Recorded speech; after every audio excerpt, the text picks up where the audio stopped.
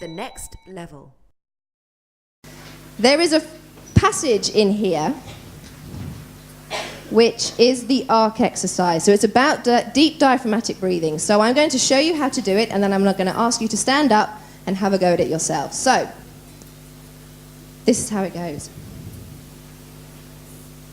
The animals went into the ark, 1 by 1, 2 by 2, 3 by 3, 4 by 4, 5 by 5, 6 by 6, 7 by 7, 8 by 8, 9 by 9, 10 by 10, 11 by 11, 12 by 12, 13 by 13, 14 by 14. The animals went into the ark. Okay.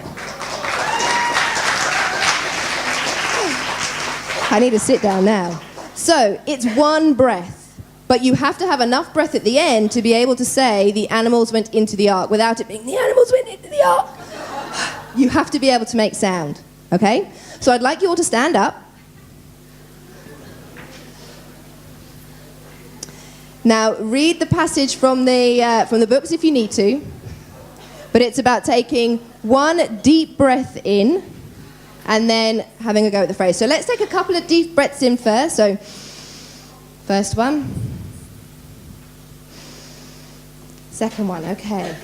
So when you take your next breath, I want you to start the phrase, and I'll start it for you, but let's see how far we can go. All right, so nice deep breath in. The animals went into the ark, 1 by 1, 2 by 2, 3 by 3, 4 by 4, 5 by 5, 6 by 6, 7 by 7, 8 by 8, 9 by 9, 10 by 10, 11 by 11, 12 by 12, 13 by 13, 14 by 14. Wow! Oh my God! It's one breath, guys, one breath. Yeah, we could be here all day otherwise. Okay, give yourselves a round of applause. Fantastic. Now, I don't know about you, but I heard us get up to about 18. Who got up to 18? Hands up. 23? Wow. That's amazing control. So, thank you, guys. You can sit down. Now, this is something that you can use on a regular basis. This is an exercise that you can use in the morning. It's an exercise that will give you a great boost to the day, but it's also what I like about it. Deep breathing helps you control the nerves. It helps you to be able to have those breaths, but also keep the nerves at bay, because we get nervous. So breathing is key. That's the first piece. The quality of your voice, the sound that you make, the articulation. So making sure that you are saying the right things in the right way. So if English is your second language, how do you pronounce the words? What are the sounds you need to make? So TH is a th sound. Sh, s, f. Being very clear in your articulation. Tongue twisters are a great way to help you with your articulation. The third piece is pace. This is the one that I have the most difficulty with. I speak too quickly. I know I do, and I try, and every time I come up and I speak to people, I try and keep my pace at the right level. So a question for you. Choose 1, 2, 3, or 4. How many words do we usually speak in 1 minute? 35. What do you think? Who votes for number 1? Who thinks it's 60? Okay, no, one taker for 60. Who thinks it's 100?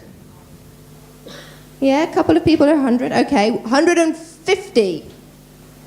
Nearing 150. What about 300? Okay, 300 is pretty quick, right? The actual answer, it is 150. So congratulations if you were saying 150. So Shirley, bang on, 150. This is 150 to 100 are the words that we speak per minute. Now, we can understand, our brains can understand 300 words per minute, but it's not very comfortable. It's not easy to listen to someone talking about 300 words a minute, because it's probably about this quick, and it's really not easy to keep track. And it's also not easy to speak at 300 words a minute either, because you run out of breath very quickly. 150 is, well, 120 is actually ideal when you're presenting, but 150 is usual. So think about that when you're talking to someone. Think about the fact that you need to be at about 120 to 150 words a minute. Otherwise, you're speaking too quickly. Okay, so that's key. So pace is the third piece to remember. The fourth piece of voice is tone. Making sure that you have and you're using the right tone of voice. So one very quick last exercise before I finish for today is to look at tone. Is to think about the tone of voice. Do you have your higher tones? Do you have a higher tone voice? Or do you have a lower tone voice? What is your tone? You use your higher tones to energize and excite. You use your lower tones to convince and command. So it's like, oh, you're doing great. I know you can do this. I know you can. You can. They're your higher tones. Excite, energize people. If you're trying to convince people, if you're trying to sound a bit more confident and assertive, your lower tones. I am the best person for the job. Rather than, I am the best person for the job. Honest. Pick me. Doesn't always work. So think about the tone that you're going to use. Think about the different levels that you're going to have and adjust. Adjust those tones as you can. So, no.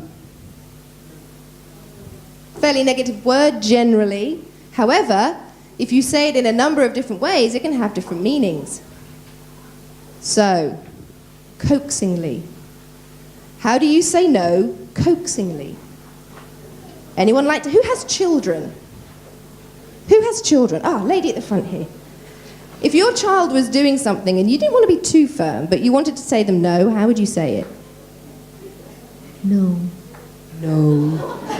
Okay. Would you say it in any other way? No. There. Say it again. No. No. The voice comes up at the end. So you're coaxingly, you're not going, no. No. Don't do that. If they continue, then it might become a bit firmer.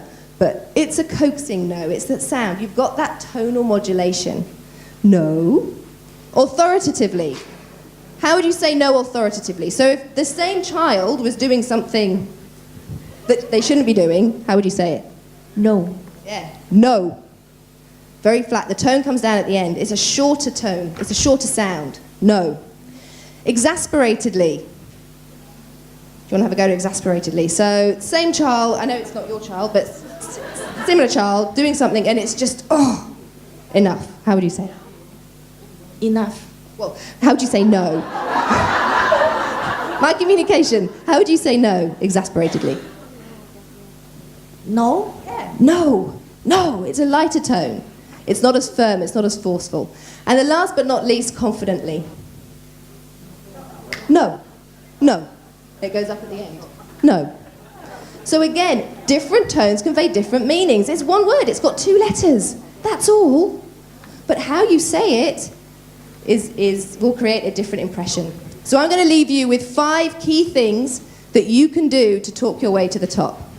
The first is, understand your communication and who your stakeholders are. Have a strategy. Plan that strategy, practice that strategy, but have a strategy.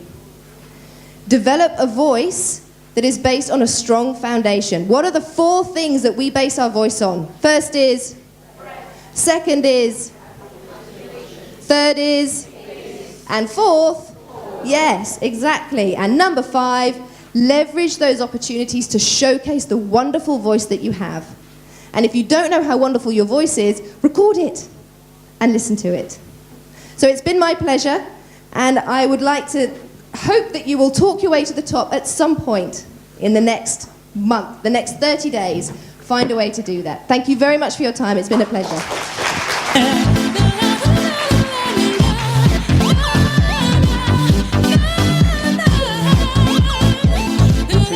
That microphone is nicked right now, yeah. Thank you, Sarah.